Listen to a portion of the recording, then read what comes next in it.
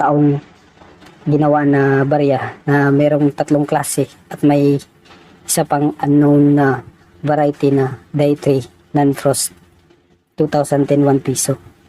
So bihira ito at actually yung 2005 ay nasa 1.1% lang din yung vintage niya. So balit kung pagbabasihan natin 2 puntos lang yung lamang niya kasi nasa 1.3 lang yung 2010 Day 3.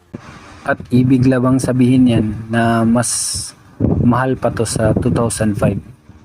Kasi yung 2005 ay walang ganitong variant o walang ganitong error na o variant na kakaiba.